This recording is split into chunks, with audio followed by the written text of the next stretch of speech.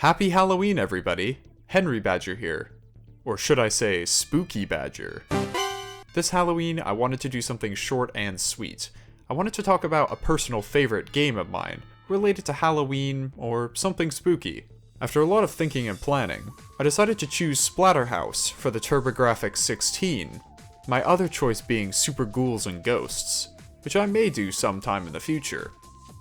In my lifetime, I've played thousands of games, but Splatterhouse has a special place in my heart. It was one of the first games I have ever played, and the TurboGrafx-16 was my first console I have ever played. It was passed down from my father. He bought it in the early to mid-90s, and it still works to this day. Almost 25 years, and I can still relive most of my childhood games.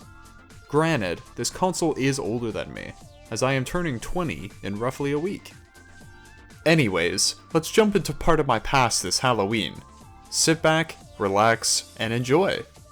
Splatterhouse was made by Namco, released on a multitude of platforms, with different versions being made, with small alterations to visuals, design, graphics, and music, but the game is still the same.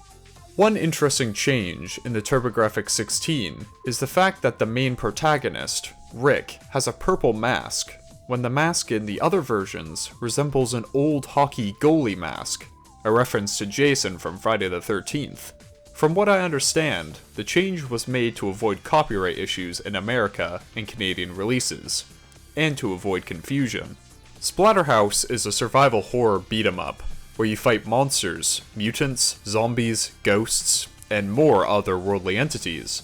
The plot follows Rick and his partner Jennifer, which take refuge from a storm in a mansion. The mansion is revealed to be the home of a mad doctor that conducts horrific experiments, and many of these experiments have a mind and will of their own. As the two characters are attacked, it's up to Rick to save the day, with the help of a newfound entity known as the Terror Mask, which fuses with him, imbuing him with superhuman abilities and strength, allowing him to fight off the monsters with relative ease.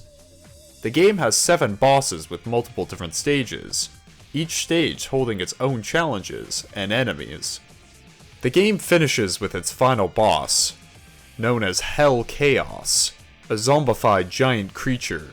Once you've defeated him, the game ends and the mansion is seemingly destroyed. Unfortunately, Rick was unable to save Jennifer, as she was mutated into one of the horrific creatures that call that mansion home. As the credits roll, it is revealed that this is not the end, and is in fact the beginning. There's in fact 2 more Splatterhouse games, making it a trilogy. The sequel is about saving Jennifer from her fate, confronting the underworld, and returning to what is left of the destroyed mansion. The third game takes place in your own home years later, fighting back the invading monsters and protecting your family. But those games are potentially for a future video. Who knows?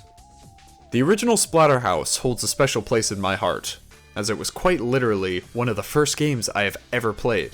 And it is the first horror/thriller game that I have played.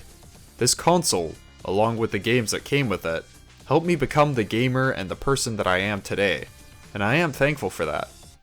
Nowadays, not many people know about Splatterhouse. It's quite the cult classic, and that's fine by me. It's a special little gem of mine, and I love it for that.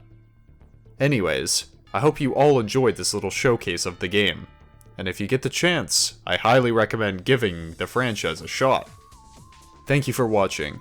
Wherever you are, or whatever you're doing, happy Halloween.